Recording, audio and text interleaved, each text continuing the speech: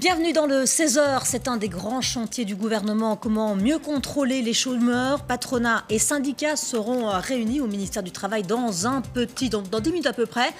Pour discuter de cette réforme, nous irons sur place au cœur des discussions, notamment l'évolution des sanctions.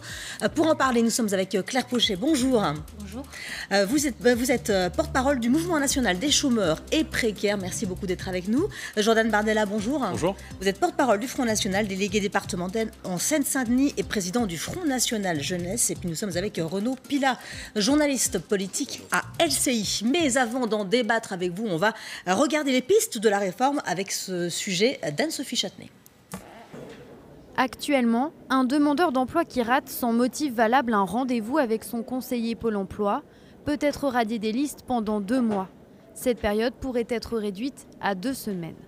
En revanche, si Pôle emploi estime qu'un chômeur manque manifestement de volonté dans ses recherches, il sera sanctionné plus lourdement et plus longtemps, jusqu'à 2 mois. Autre changement, Pôle emploi pourrait désormais avoir le pouvoir de réduire ou supprimer une allocation chômage. C'est jusqu'à présent la responsabilité du préfet. Enfin, le gouvernement souhaite mieux définir ce qu'est ou pas une offre raisonnable d'emploi en faisant presque du cas par cas. Lors de son premier entretien, un chômeur pourra préciser quel type d'activité, quel type de contrat il est prêt ou non à accepter, dans quelle zone géographique. D'ici la fin de l'année, le nombre d'agents chargés de ces contrôles devrait être multiplié par 3 pour passer de 200 à 600. Alors on a vu, 3 axes se dessinent, les sanctions, mais aussi le pouvoir de Pôle emploi, la définition de l'offre raisonnable d'emploi. Brûle pour point, que pensez-vous de ces pistes qu'on évoque ? Mais si on parle du contrôle des chômeurs, je pense que le mouvement national des chômeurs et précaires pense que ce n'est pas une bonne chose. Il faudrait renforcer l'accompagnement des chômeurs. Parce que quand les contrôles là, ils vont être multipliés par 3, les contrôleurs sont des personnes de Pôle emploi, mais qui n'ont pas de lien avec les conseillers référents des personnes. Alors que les conseillers sont les personnes les plus aptes à suivre les chômeurs qu'ils suivent, en fait. Vous voulez dire que les conseilleurs vont être aussi les contrôleurs ? Non, les conseillers vont pas être mis dans la boucle. Les contrôleurs vont être un organisme à part. Les conseillers peuvent pas à la fois conseiller et contrôler. C'est un job à part de contrôler. Voilà, c'est ça. Donc ça pose problème, puisqu'en fait, ils vont être face à des dossiers, ils ne vont pas être en face des personnes. Ils ne connaissent pas les personnes, en fait. Est-ce que tout est à jeter dans les pistes là qu'on vient de voir ? On va les détailler une par une, mais votre avis comme ça d'emblée, est-ce qu'il y a des choses quand même qui sont bonnes à garder ? Le problème, c'est que nous, les organismes de chômeurs, on aimerait bien voir la ministre du Travail pour lui expliquer ce que c'est que le chômage et les chômeurs. Parce que là, on a beaucoup d'effets d'annonce qui n'ont pas de rapport avec la réalité du terrain. Donc on a vu un conseiller du ministère, mais on n'a pas vu la ministre. Donc on a l'impression que les choses sont décidées en dehors des chômeurs et des précaires. Donc ça pose un problème, puisque les premiers concernés, ce sont quand même eux. Jordan Bardella, votre sentiment sur ces pistes, on ne connaît pas encore les détails puisqu'ils vont être annoncés tout à l'heure. Les premiers arbitrages vont être annoncés tout à l'heure, mais votre avis sur les pistes qui circulent, qui sont évoquées ? Si vous voulez, moi, qu'il existe un certain nombre de mécanismes simplifiés qui permettent de contrôler les abus, de contrôler les fraudes, c'est tout à fait normal. Et je pense que les Français et même nos compatriotes qui sont dans une situation difficiles et qui sont au chômage le comprennent. Maintenant, je pense qu'il ne faut pas se tromper de sujet. On a un peu le sentiment qu'on préfère traquer les chômeurs plutôt que de traquer le chômage. Et en réalité, le sujet de fond, c'est le chômage de masse dans notre pays. Ce sont les 6 ou 8 millions de chômeurs en réalité, parce qu'on sait que les chiffres sont maquillés et que si on compte systématiquement ceux qui sont radiés des listes, on monte facilement à au moins 6 millions de chômeurs. Donc je pense qu'il ne faut pas se tromper de sujet. Et plutôt que de jeter la suspicion sur l'ensemble des chômeurs, je pense qu'il faudrait peut-être cibler. Je pense qu'il y a un certain nombre d'abus, à commencer par tous ces jeunes voyous qui roulent en berline dans les quartiers et qui manifestement font preuve de certains abus. Je pense qu'on peut cibler les fraudeurs, je pense que l'administration en est parfaitement capable, mais il ne faut pas jeter, je crois, la suspicion sur l'ensemble des chômeurs qui sont quand même victimes, il faut bien le dire, des politiques économiques qui ont été menées ces dernières années. La fraude, parlons-en, c'est vraiment très, très faible, c'est 0,4% Donc effectivement, hein, ce n'est pas vraiment sur cela que se concentre cette réforme. Le premier axe, ce sont donc ces sanctions, des sanctions qui seront réduites. Hein, par exemple, si on manque un rendez-vous avec son conseiller, voilà, avant c'était 2 mois, maintenant ça pourra être remis à 2 semaines. Si le chômeur a fait preuve aussi de peu de volonté dans sa recherche, il pourrait être plus lourdement sanctionné. Concrètement, comment on fait pour savoir si un chômeur a fait preuve de peu de volonté pour trouver un travail? Justement, là, c'est un peu flou aussi. Hein. Ça va être un peu à la tête du client. Hein. C'est-à-dire, quand ils vont, on n'a pas de visibilité sur les moyens de contrôle des personnes. Moi, j'ai déjà vu des courriers qui avaient été adressés à des chômeurs. C'est des courriers extrêmement violents. Même vos impôts vous envoient pas des courriers pareils. Hein. Et en fait, ils voient pas la personne. C'est-à-dire, ils ont un questionnaire. Les chômeurs ont un questionnaire à remplir. Et parfois, ils ont un entretien téléphonique, mais ils ne peuvent pas avoir la possibilité de voir le contrôleur. Donc, en fait, ils sont comme déresponsabilisés, comme si on les infantilisait. Et déjà, ils sont dans une situation de stress, parce que qui dit contrôle, et si le contrôle se passe mal, ils sont radiés. Donc, ça veut dire qu'ils sont encore plus précarisés, alors que les chômeurs, la première chose qu'ils ont à faire, c'est de chercher du travail, et c'est déjà très, très, très violent. Hein. Le chômage, c'est quelque chose... La première sanction pour un chômeur, c'est le chômage. Donc ça, il ne faut pas se tromper de sujet. Alors, on va aller sur place, hein, on va aller au ministère du Travail, on va aller voir Isabelle Gounin. Bonjour Isabelle, les premiers syndicalistes sont arrivés. Quelles sont leurs attentes, Isabelle ? Oui, bien effectivement, nous avons vu arriver ici le représentant de FO au ministère du Travail. Les autres vont suivre. La réunion doit commencer à 16h30. Elle promet d'être assez longue, au moins jusqu'à 18h30. Et c'est vrai que le programme est chargé et ils ne savent pas tout. Donc le représentant de FO nous a dit qu'il ne connaissait pas à l'heure actuelle le détail de ces nouvelles sanctions qui doivent être mises en place. Des sanctions, vous l'avez dit, qui correspondent à la réalisation d'une promesse de campagne d'Emmanuel Macron. Des sanctions qui doivent être rééquilibrées puisque aujourd'hui, eh bien, il y a des sanctions qui paraissent peut-être un peu fortes. Par exemple, quand on n'est pas présent à un entretien, donc pour Pôle emploi, eh bien, on est radié pendant 2 mois, donc on n'a pas ses allocations pendant une durée de 2 mois. Eh bien, là, ça pourrait diminuer fortement. À l'opposé, eh bien, les chômeurs qui manifestement ne sont pas dans une recherche active d'emploi, eh bien là, au contraire, ils se verraient plus lourdement sanctionnés. On le sait en tout cas, les syndicats ne sont pas du tout opposés à ce rééquilibrage. Certains même, comme le MEDEF, auraient voulu, mais ça c'est un peu exagéré, avoir un contrôle journalier pour les chômeurs. Voilà donc ce qu'on peut dire actuellement ici au siège du ministère du Travail. Merci beaucoup Isabelle. Effectivement, là tous les syndicats sont d'accord. Hein. Il y avait quelque chose à rééquilibrer tout de même dans ces sanctions. Ah oui, c'est un peu excessif de mettre 2 mois alors qu'on a raté un entretien. Surtout qu'avec la dématérialisation, parfois on ne voit pas, ça se fait par mail. Les personnes ne sont pas scotchées à leur mail jour par jour.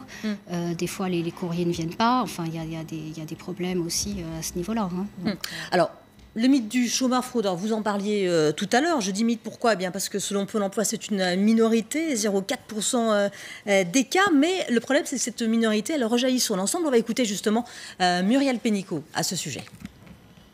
Je suis persuadée, et pas uniquement par conviction, par preuve, que la très très grande majorité des demandeurs d'emploi, ils n'ont qu'un but, c'est de trouver un emploi.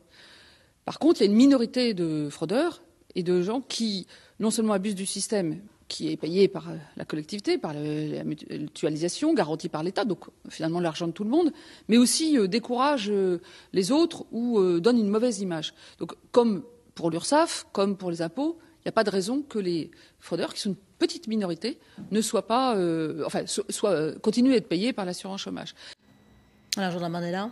Je trouve que c'est quand même d'une hypocrisie monstre parce que d'un côté, ce gouvernement a fait voter il y a quelques mois la loi travail qui permet aux grands groupes d'organiser un certain nombre de licenciements massifs en ayant recours notamment aux ordonnances. Voilà, et puis en même temps on va se plaindre qu'il y ait des chômeurs derrière. Donc je trouve que ce gouvernement est quand même dans une hypocrisie monstre.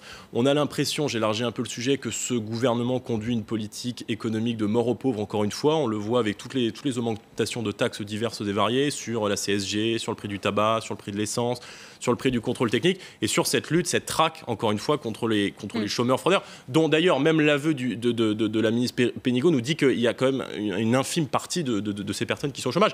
Qui est encore une fois des mécanismes de lutte contre la fraude, ça me paraît totalement normal, totalement justifié, et qu'on les simplifie, d'accord, mais on va peut-être pas passer tout le printemps là-dessus. Est-ce que le discours du Front National n'a pas changé, dans la mesure où il y a quelques années, voire même quelques mois, vous étiez quand même assez en pointe contre ce que vous appeliez l'assistanat, tous les gens qui profitent du système, qui défavorisent les Français, ceux qui ne veulent pas travailler. Bien et sûr. Puis là, vous avez une parole finalement changeante sur... Non, j'ai pas une parole changeante qu'il faille traquer les abus à la sécurité sociale, aux allocations familiales, aux indemnités chômage quand c'est le cas. Ça me paraît être une évidence et encore une fois une nécessité. Maintenant, on va peut-être pas passer encore une fois le printemps là-dessus. Je veux dire, s'agissant de la question du chômage, il y a un chômage de masse dans notre pays et ce n'est pas la faute des fraudeurs.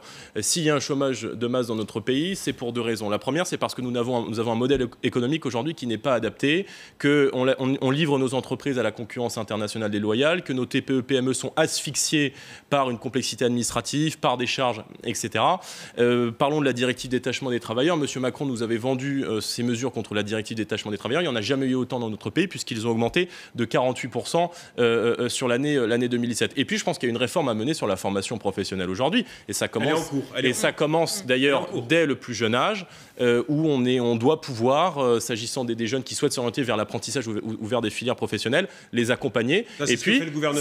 Et puis ça passe aussi, je crois, par accompagner des chômeurs en consacrant par exemple une branche de la fonction publique, des concours de la fonction publique, des concours aux personnes qui ont plus de 50 ans et qui sont au chômage. Donc, voilà des mesures encore une fois très concrètes. Vous n'êtes pas pour le durcissement du système. Non mais encore une fois, je vous dis qu'il faille lutter contre les abus, lutter contre la fraude. Et encore une fois, j'en parlais s'agissant notamment des délinquants au train de vie douteux qui vivent dans les quartiers et qui ont là ça fait deux fois, vous le dites, mais c'est 0,4%. Oui, d'accord, mais je pas spécialement les gens alors si ça fait 0,4%, passons aux 8 millions de chômeurs et au coût du chômage qui représente quand même 100 milliards d'euros pour l'État chaque année.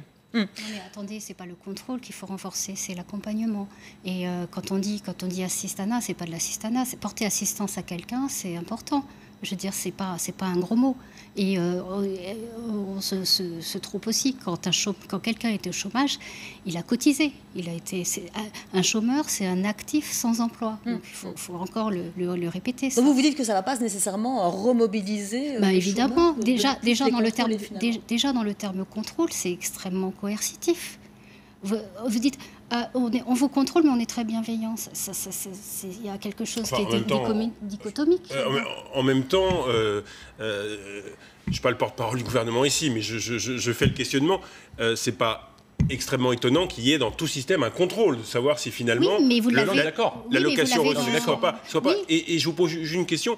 Effectivement, on peut être au chômage, se rendre de temps en temps à ces rendez-vous de Pôle emploi. Oui, bien sûr, ça existe. Voilà, et tout en ne cherchant pas activement un emploi. Mais ça veut dire quoi, chercher activement un emploi? Et là, le gouvernement dit, c'est pas forcément du contrôle coercitif, on va essayer dès le début, d'accompagner le chômeur dans sa recherche de l'emploi. Et effectivement, si on s'aperçoit qu'il est un peu découragé, alors c'est peut-être de la com politique, mais s'il est découragé, on va l'inciter, l'aider à mieux chercher un emploi. Vous ne croyez pas à cette formule? Non, parce que là, les contrôles, je vous disais tout à l'heure, les courriers qui sont envoyés aux chômeurs, ce sont des courriers extrêmement violents. C'est pas de la violence. Il y a de la menace. Voilà, il y a de la menace. Et puis, il n'y a pas de justification. Donc, en fait, les personnes, quand quelqu'un est au chômage, il est déjà démuni. Je vous disais, c'est déjà une situation d'isolement. Voilà, une situation d'isolement. Je crois qu'une grande majorité de nos compatriotes subit le chômage. Enfin, vous le disiez d'ailleurs, 0,4%. C'est très minoritaire. Je veux dire, moi, je préférerais qu'on s'attaque qu'on s'attaque au chômage de masse dans notre pays, aux causes de ce chômage de masse dans notre pays, plutôt que de passer son temps systématiquement avec ce genre de mesures. Dont, encore une fois, je pointe quand même l'hypocrisie monstre de la ministre, qui encore une fois a fait voter une loi travail, dont de son aveu même, la ministre a dit que ça ne créerait pas un emploi supplémentaire et qui aggrave la précarité des salariés. Elle avait dit la loi travail ne créera pas mécaniquement d'emploi. C'est une citation qu'elle avait eue, je crois, dans le Nouvel Obs. Elle n'est pas sûre, elle n'est pas certaine du nombre d'emplois et du rythme, mais elle veut créer les conditions favorables pour relancer l'emploi. Et les ordonnances, c'était fait pour ça. Alors c'est inquiétant, puisque dès le vote de cette loi, PSA a indiqué qu'ils allaient se saisir des ordonnances permises par la loi travail pour licencier massivement, je crois, 200 ou 300 salariés. Donc voilà, moi je veux bien qu'on s'attaque aux chômeurs, mais attaquons-nous d'abord au chômage et réglons ce problème de masse dans notre pays qui touche encore une fois tous les âges et toutes les catégories. On va en tout cas écouter le sentiment de quelques-uns de Français à qui on a posé la question sur le contrôle des chômeurs ce matin. C'est au micro d'Alain Durand. Écoutez. Je pense que ça ne résoudra pas le problème. Dans tous les systèmes, il y a toujours une petite minorité de gens qui ne font pas ce qu'il faut, qui fraudent, et ça existera toujours. Donc je pense que ça ne changera pas grand-chose. Avoir un contrôle sur l'argent public dépensé, c'est une bonne chose. Et en même temps, il faut être attentif aux biens des personnes. Donc voilà, je pense qu'il faut faire ça humainement. C'est une bonne chose. Après, faut pas aller non plus trop dans des extrêmes, mais c'est plutôt une bonne chose pour l'instant. Oui. Maintenant, il y a beaucoup de chômeurs qui ont des emplois à mi-temps, mais qui sont toujours dans les listes des chômeurs. Alors c'est vrai qu'à ce niveau-là, d'après ce que je sais, les règles vont changer. Un chômeur n'est pas obligatoirement un fraudeur. Moi je connais des gens qui ont été au chômage, et c'est des gens qui se déplaçaient à la NPE pour à Pôle emploi pour trouver son travail, son futur travail, et voilà, il le faisait très bien. Il a fait plein de missions et il a réussi à trouver un CDI grâce à ça. Voilà, le contrôle, oui, mais si c'est fait de façon humaine, c'est ce que je disais. Alors, de toute façon, là dans les remarques, ils ont raison. Enfin, je veux dire, il y a beaucoup de précarisation de l'emploi, c'est-à-dire des gens qui travaillent 3 heures par semaine et puis on considère qu'ils ne sont plus au chômage. Il y a énormément de catégories à Pôle emploi. Vous n'avez pas que la catégorie A. Et aussi... Il y a aussi effectivement la catégorie des emplois à mi-temps, effectivement, c'est ce dont parlait la personne. Et après, il faut voir sur les 0,4% de personnes qui sont radiées, c'est souvent des gens qui sont extrêmement éloignés de l'emploi. Moi, je connais des gens, ils n'ont jamais vu une fiche de paye, par exemple. Donc, c'est compliqué. J'ai eu quelqu'un au téléphone il n'y a pas tellement longtemps, parce que vous savez, on s'inscrit par ordinateur maintenant. Donc là aussi, on peut parler de la dématérialisation et de la fracture numérique. Et elle me disait, je ne sais pas si je vais m'inscrire parce que je ne sais pas si je suis employable. Vous voyez un peu. Donc après, ça pose aussi la question, qu'est-ce que l'offre valable d'emploi aussi. Enfin, c'est beaucoup plus complexe que les effets d'annonce qu'on nous envoie comme effectivement, ça. L'offre raisonnable d'emploi, parlons-en, c'est un peu le troisième axe effectivement de cette réforme. Le chômeur va pouvoir mieux la définir. C'est là aussi que le bas blesse, ne pas accepter n'importe quoi. Le président de la République, d'ailleurs, s'était exprimé sur le sujet. C'était en octobre. On va l'écouter. L'offre raisonnable d'emploi, voilà, c'est la ligne rouge, ça n'a jamais fonctionné. Voilà, donc c'était plutôt Emmanuel Macron qui s'exprimait donc sur l'offre raisonnable d'emploi. Je ne sais pas si on peut l'entendre maintenant ou pas. On l'écoute. Je veux aussi qu'il y ait un contrôle assumé et que celui ou celle qui se trouve en situation de chômage, dans les premières semaines où il tombe au chômage, on puisse lui faire un bilan personnalisé de compétences. Est-ce qu'il y a des offres qui peuvent lui être données? S'il y a des offres décentes, raisonnables, et ça, les partenaires sociaux devront nous éclairer sur ce point en disant il ne faut pas que ce soit à moins de tant de pourcentage de son dernier salaire, il ne faut pas que ce soit trop loin, ou si c'est trop loin, il faut le compenser. Tout ça doit se définir, des paramètres seront trouvés. Alors, il faut qu'on s'assure qu'il recherche bien de manière active un emploi, donc il faut vérifier les efforts qui sont faits, et il faut vérifier que ce n'est pas un multirécidiviste du refus. Alors, l'offre raisonnable d'emploi, est-ce que ça vous parle? On parle de cas par cas, de fait de pouvoir, sur certains critères qui vont être définis par les syndicats et qui ne le sont pas encore, puisque la concertation n'a pas encore eu lieu, de pouvoir définir sa définition. Évidemment, il y a la rémunération qui est au centre de cette définition, et c'est important. Mais il n'y a pas que ça aussi, il y a aussi les zones géographiques. Ah oui, alors évidemment, si on dit on va personnaliser, on ne va pas être contre le fait de personnaliser le rapport avec le chômeur. Le problème, c'est qu'il faut mettre des moyens humains, et on est plus vers justement la dématérialisation. Donc déjà, là, il y a un problème. Et en même temps, la réalité, c'est pas ça. Donc il y aura plus de contrôleurs, mais il n'y aura pas plus de conseillers. Voilà, exactement. Puisque de toute façon, les contrôleurs, ce sont les conseillers qui vont être détachés pour faire contrôleur. Vous voyez, on ne crée pas de l'emploi. Et on ne crée pas de l'accompagnement non plus. Alors, non, voilà, donc on réduit l'accompagnement. Donc en fait, il y a plein de bonnes intentions dans ce qui est dit, mais la réalité, elle est tout autre. Moi, je veux bien. On a des gens, ils disent on nous envoie à 100 km de chez moi, j'ai même pas de quoi mettre de l'essence dans ma voiture. Donc ça, c'est le fait quand ils parlent d'un bilan, et bien évidemment, mais ça, c'est déjà fait. C'est déjà fait à Pôle emploi. Donc déjà, donnons des moyens, ne surimposons pas des règles qui existent déjà et qui, je le répète, qui doivent être liées à l'accompagnement avec un conseiller. On peut définir ce qu'est une offre raisonnable d'emploi à refuser, à ne pas refuser? Oui, s'agissant notamment de la distance géographique, mais je crains qu'on y gagne peu en fait. Regardez, en France, par exemple, il y a 600 000 emplois non pourvus et on gagnerait effectivement à travailler la formation professionnelle pour permettre de rendre ces métiers qu'on appelle des métiers en tension, pour les rendre accessibles. Maintenant, sur le modèle d'emploi qu'on veut donner, je crois qu'il y a tout un aspect qualitatif. Moi, je ne souhaite pas qu'en France, on se retrouve comme en Allemagne, par exemple, avec des jobs à 1 euro de l'heure. En Allemagne, où la part des bas salaires est de 25%, alors qu'elle n'est que de 13% en France. Donc, ouais, je crois qu'il y a toute une réflexion à mener là-dessus. Et je crains que ce dispositif, en fait, ne permette que de maquiller les chiffres de manière supplémentaire. Le chômage a peut-être baissé en janvier, je crois, de 12 000 emplois. Mais en même temps, on assiste à 30 000 radiations en plus. Donc, on est systématiquement dans ce maquillage des chiffres sur la question du chômage. Et encore une fois, le problème de fond, il n'est pas résolu. Et aussi, on dit on va régler le problème du chômage par la formation. Mais ça, c'est pas parce que vous allez faire une formation que vous allez avoir un emploi à la clé. Non, mais vous serez quand même mieux armé pour trouver quelque chose, éventuellement. Oui, mais le problème, c'est qu'il n'y a pas assez d'emplois en France. Et ça, il faudrait le dire. Le problème, c'est le chômage, c'est pas les chômeurs. Alors, justement, on a 200 000 offres d'emploi qui sont non pourvues chaque année, 30% des employeurs qui manquent de disponibilité de main-d'œuvre. Est-ce qu'il n'y a pas un problème de match, finalement? Alors, il y a aussi un problème au niveau des annonces. C'est-à-dire que moi, je vois, il y a des annonces qui reviennent tout le temps. Pourquoi? On est aussi légitime à se demander pourquoi il y a toujours les mêmes annonces qui reviennent. Peut-être qu'on attend aussi le mouton à 5 pattes. Vous voyez? Ou alors, il y a des annonces où on me disait, moi, je suis handicapée, on me dit qu'il faut que j'ai une voiture, je suis aveugle d'un œil, je peux pas conduire. On me demande de connaître l'arabe, d'être bilingue arabe-français, je connais pas un mot d'arabe. Vous voyez des choses qui sont un peu... Si je peux me permettre, quand vous dites on manque d'emplois en France et le problème, ce ne sont pas les chômeurs mais le chômage, effectivement, là vous avez raison, le problème c'est évidemment pas les chômeurs, c'est le chômage. Mais en revanche, quand on dit on manque d'emplois en France, malheureusement, lorsqu'on regarde les chiffres, c'est faux. C'est faux. Et là, il y a des dizaines de milliers, là on dit 200 000, mais avec la reprise de l'emploi, avec la reprise de la croissance, on considère que dans les 2 ou 3 prochaines années, on peut arriver jusqu'à 300 400 000 emplois non pourvus parce que les entreprises ne trouvent pas les personnes qualifiées. Oui, mais en fait, ça dépend de l'emploi aussi. Vous avez des emplois, des services à la personne. Vous savez, on vous dit, vous allez aller à 50 km de chez vous, mais vous allez travailler 3 heures dans la semaine. Vous croyez que la personne... Il y a aussi...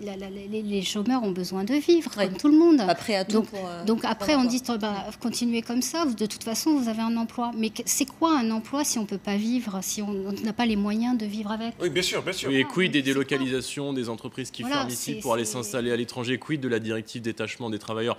Donc je veux bien que la croissance reprenne, mais après, c'est à qui bénéficie-t-elle aussi? Alors on va justement retourner au ministère du Travail où je vous le disais il y a quelques instants, les syndicats, le patronat, tout le monde est arrivé pour cette réunion. On va écouter justement les réactions de FO et de la CGT. L'offre raisonnable d'emploi, voilà, c'est la ligne rouge, ça n'a jamais fonctionné. Donc demain encore, ça ne fonctionnera pas. Qu'est-ce qu'une œuvre valable voilà, c'est quoi? C'est 1 000 € à 500 km de chez vous, c'est 1 000 € à 50 km, mais 50 km en région Île-de-France, c'est aussi très loin en temps de déplacement. Donc je pense qu'il faut être très large sur cette notion et faire confiance aux conseillers Pôle emploi. D'ailleurs, c'est ce qu'on fait dans le cadre de l'accompagnement, faire confiance aux conseillers Pôle emploi pour pouvoir adapter au cas par cas. On va obliger les gens à accepter les CDD dont ils ne veulent pas parce que, évidemment, les demandeurs d'emploi veulent du travail stable et veulent travailler dans des conditions dignes, ce qui est parfaitement normal. Donc nous, on va mener la bataille de l'opinion parce que quand même, dans l'opinion, actuellement, il y a 6 millions de personnes inscrites à Pôle emploi, beaucoup plus si on compte le halo du chômage. Ça fait beaucoup de monde sur l'ensemble des gens qui travaillent et qui en ont marre de se faire insulter et se faire traiter de fraudeurs et de feignants. Voilà, donc on voit effectivement cette offre raisonnable d'emploi qui fait beaucoup parler. Et au cœur de cette offre, il y a aussi donc la rémunération. À présent, c'était 95% de cette rémunération. On pouvait refuser les offres d'emploi qui n'arrivaient pas à ces 95%. Emmanuel Macron, lui, il a plutôt parlé de 20 à 25% d'écart. Mais c'est un casus belli pour vous ? Non, pas forcément. Enfin, il faut voir ce que ça va donner dans les faits, hein, puisque déjà plein de mesures... il faut voir ce que ça donne. On va regarder comment ça se passe dans un autre pays que la France. On va partir au Danemark, un pays à faible taux de chômage, mais aux méthodes un peu plus fermes. On va regarder ce reportage, il est signé Jocelyn Huchet. Ils sont prêts à tout pour trouver un emploi, même à mettre de côté la traditionnelle timidité danoise. On se congratule, on va trouver un boulot et on s'applaudit. Garder les chômeurs motivés, c'est le maître mot de cette association. Au Danemark, l'État est loin d'être tendre avec ses chercheurs d'emploi, alors il faut rester compétitif dans une société où ne pas avoir de travail est très mal perçu. Ici, on a des collègues, on a une raison de se lever le matin et nos compétences sont utilisées. Madeleine Gegard est la fondatrice de cette association. Il y a quelques années, elle a pris conscience que de nombreux chômeurs âgés étaient démotivés. C'est très important d'être heureux quand on cherche un travail. Si vous n'êtes pas positif, vous n'aurez pas de boulot. Vous devez d'être joyeux. Et pour comprendre la politique danoise, il faut se rendre au cœur de Copenhague, dans cette agence nationale de recherche d'emploi. Du mobilier scandinave, mais en réalité rien de vraiment confortable. Ici, les chômeurs doivent pointer 2 fois par semaine et postuler à des emplois régulièrement. En échange, l'État garantit pendant 2 ans des allocations décentes. Cela donne l'impression qu'il y a beaucoup d'obligations, mais ils doivent juste prouver qu'ils font des recherches, et bien entendu dans des endroits différents. On veut à tout prix lutter contre le chômage de longue durée. Ils doivent aussi participer 4 fois par mois à ces réunions de remise à niveau. Rédaction de CV, présentation orale, l'État danois les oblige à tout réapprendre. Il leur faut aussi accepter la première offre d'emploi sous peine de perdre leurs allocations. C'est certain que ça me met la pression. Moi, je cherche un boulot d'ingénieur et peut-être que je ne cherche pas au bon endroit finalement. Et cela semble fonctionner. Le pays ne compte que 100 000 chômeurs, à peine 4% de la population active. Le Danemark est déjà la nation où le taux de chômage est le plus faible d'Europe. Mais avec cette politique ferme et la reprise économique qui s'amorce, le pays espère atteindre le plein emploi d'ici quelques mois. C'est une méthode dont on devrait s'inspirer, Jordan Bardella ? Oui, mais je crois que surtout, effectivement, les mentalités, et je crois que le modèle de société est totalement différent. Dans les pays d'Europe du Nord, c'est plutôt de la flexi-sécurité où on embauche très facilement, où on débauche très facilement. Moi, encore une fois, je vous dis, ce que je ne veux pas, c'est ce modèle allemand, en fait, où on a des travails qui sont extrêmement mal payés, où la part des salaires est très importante. Il faut aussi qu'on puisse garder une certaine qualité de vie et de salaire. Maintenant, encore une fois, s'agissant de la France, je crois que les mesures à prendre ne sont pas prises aujourd'hui pour maintenir l'emploi dans notre pays. Je le disais, je pense qu'il faut aller au soutien de nos TPE, PME parce que ce sont elles qui créent l'emploi aujourd'hui dans notre pays, en les allégeant notamment de certaines charges administratives, de certaines charges fiscales. C'est pas normal que des TPE, PME payent 33% d'impôts quand des grands groupes n'en payent que 8%. C'est protéger nos entreprises de la concurrence internationale déloyale. Ce n'est pas encore une fois normal que des entreprises se délocalisent en faisant fabriquer à l'étranger, je dirais, par des esclaves pour vendre ici à des chômeurs. Donc il y a énormément de mesures à prendre. Et puis sur la formation professionnelle, je pense qu'il faut déjà mieux orienter dès le plus jeune âge. Nous avions proposé pendant la présidentielle de mettre fin au collège unique et de pouvoir orienter vers des filières professionnelles revalorisées. Ça, c'est ce que fait l'Allemagne, par exemple. Vous parlez souvent de l'Allemagne, mais là, pour le coup, c'est quelque chose qui... Oui, mais il y a peut-être des choses qui fonctionnent, et je ne dis pas le contraire, mais je pense que... Là, le gouvernement s'attaque vraiment à la formation orienter. Et non, mais nous verrons. Non, mais écoutez, s'il y a des choses qui vont dans le bon sens, je veux dire, très bien. Maintenant, en même temps, effectivement, on s'attaque à la formation professionnelle, mais en même temps, on a la loi travail qui permet à des grands groupes d'aller délocaliser à l'étranger. Il faut supprimer aussi, je crois, la directive détachement des travailleurs qui crée une concurrence insupportable entre les travailleurs français et les travailleurs étrangers. Donc voilà, il y a un certain nombre de mesures à faire qui sont... Mais vous savez, Jean-Marc Bardella, aujourd'hui déjà, il n'y a pas fallu attendre les ordonnances de la loi travail pour que des groupes français... on leur rend le boulot encore plus facile. À l'étranger, ça se fait depuis 15 ou 20 ans ou 30 ans, c'est... Malheureusement, peut-être pour vous, l'évolution aussi du libre-échange. Mais vous savez, il y a des groupes étrangers... Attendez, Jean-Marc Bardella, il y a des groupes étrangers qui s'implantent en France et qui délocalisent en France. Le groupe, vous savez combien McDonald's France a créé d'emplois depuis 20 ans ?